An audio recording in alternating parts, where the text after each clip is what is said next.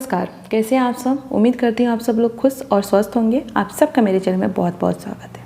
आज मैं बात करने जा रही हूँ कांग्रेस का मैनिफेस्टो 2024 के लिए जो रिलीज़ किया गया है। कांग्रेस ने तो मैनिफेस्टो रिलीज़ कर दिया।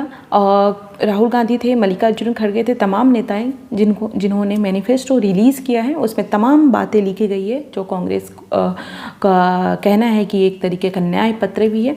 लेकिन इसी का विरोध करते हुए बीजेपी ने क्या बोला वो आप पहले सुने।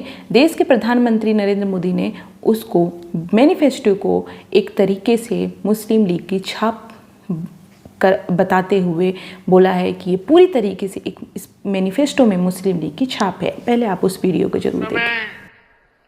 वही सोच झलकती है जो सोच आजादी के आंदोलन के समय मुस्लिम लीग में थी। कांग्रेस के घोषणा पत्र में पूरी तरह मुस्लिम लीग की छाप है और इस मुस्लिम लीग वाले घोषणा पत्र में जो कुछ हिस्सा बचा खुचा रह गया उसमें आपने उस वीडियो को जरूर देखा होगा। देखा आपने उस वीडियो में नरेंद्र मोदी ने बोला कि ये मुस्लिम लीग की छाप है, इस पर पूरी तरीके से देखा जा सकता है। जी हाँ, तो इस मैनिफेस्टो में ऐसा क्या है कि मुस्लिम लीग की छाप बोला जा रहा है। देखिएगा, कांग्रेस जब बात करती है बेरोजगारी की, अनएम्प्लॉयमेंट की बात करती है, लोग सुनेंगे क्योंकि ये सबको चाहिए। जब वो बात करती है किसी महिलाओं के साथ ऐसा कुछ, लोग सुनेंगे क्योंकि वो ज़रूरी है। तो कुछ जो बेसिक मुद्दे हैं उस पर वो बात करेगी तो लोग सुनेंगे क्योंकि सही भी है, सुनना भी चाहिए। लेकिन अगर मैनिफेस्टो में कुछ ऐसी चीज़ें लिखी गई है जो सच में बेकार की बात है तो वो कोई भी नहीं सुनेगा। और कुछ इस मैनिफेस्टो में पर्टिकुलर पॉइंट है जिसमें मैं उस पॉइंट को हाईलाइट करना चाहूँगी। उसमें क्या है, पहले देखिए। देश तरक्की की बात कर रहा है, देश आगे बढ़ने की बात कर रहा है, लेकिन कांग्रेस बोल रही है कि वो रिजर्वेशन को और बढ़ाएगी, मतलब जो 50% है उसको और इंक्रीज़ करेगी। तो ये आप इसकी सोच दे सकते हैं। देश ये बोल रहा है कि कैसे हम एकजुट होकर के रहें, कैसे हम मिल करके रहें। तो लेकिन अब कांग्रेस बोल रही है कि वो आएगी तो जाति जनगणना रिपोर्ट करवाएगी, कास्ट सेंसस करवाएगी, मतलब आप ये बताएगी कि आप यादव इतने हैं, कुर्मी इतने हैं, ब्राह्मण इतने हैं, राजपूत इतने हैं, मतलब जातों में बांटने की राजनीति करने वाली है। उसको लग रहा है कि उसे वो फ़ायदा देगा। तो ये एक सोच लेकर के आ रही है। एक चीज़ और बोल रही है, अल्पसंख्यक। अब उस अल्पसंख्यक में कांग्रेस का हमेशा अल्पसंख्यक सिर्फ एक ही अल्पसंख्यक रहा है, वो आपको पता है।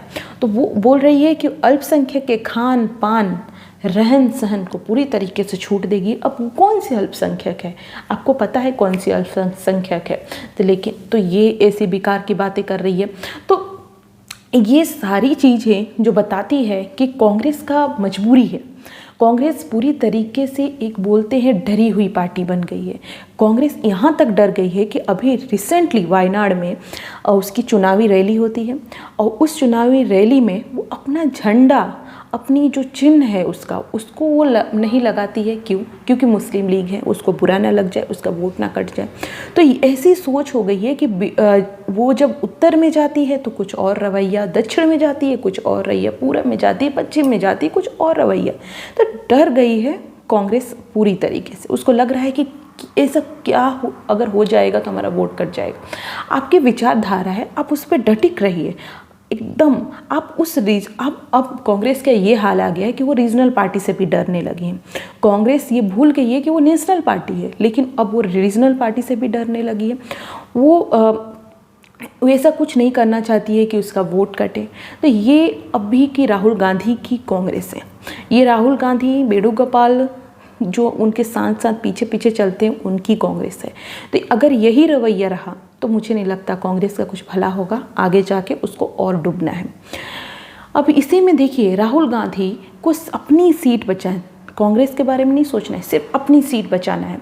अपनी सीट के बचाने के चक्कर में उनको राय मिलती है वेणुगोपाल से। वेणुगोपाल उनको राय देते हैं कि आप अमेठी छोड़िए, आप वायनाड आइए। तो वो क्या करते हैं, अमेठी छोड़ते हैं, वायनाड चले जाते हैं।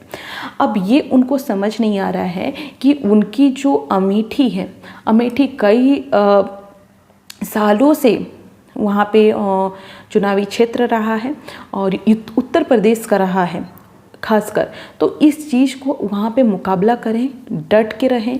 तो इस चीज़ को ध्यान नहीं दे करके वो ऐसी जोन छोड़ते जाते हैं, ऐसा सेफ जोन चुनते हैं जहाँ पे मुस्लिम बहुल इलाका है। वायनाड जो मैंने ऑलरेडी बताया 40% हिंदू, 40% मुस्लिम, 20% अदर रिलीजन, तो वहाँ पे इजीली उनको मुस्लिम लीग का सपोर्ट भी है। तो ये सेफ जोन ढूंढते हैं कि सेफ जोन मिल जाए, मुझे एक सांसदी मिल जाए, मैं पार्लियामेंट चला जाऊँ, भाड़ में जाए पार्टी।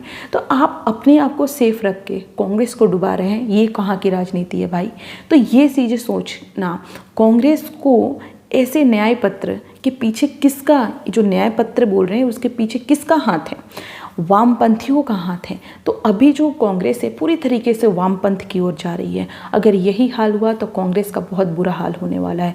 आपके इस न्याय पत्र में जो आया है, मैनिफेस्टो आया है, उस पर क्या कहना है, और जिस पॉइंट पे मैंने बात की उस पॉइंट पे आपका क्या कहना है, मुझे कमेंट करके ज़रूर बताएं। मुझे ये भी बताएं क्या राहुल गांधी स्पेशली अपना सेफ जोन नहीं ढूंढ रहे?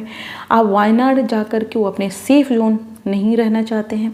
बिल्कुल वो सेफ जोन ढूंढ रहे हैं कि पार्टी कुछ भी हो जाए, मेरी सीट बचनी चाहिए।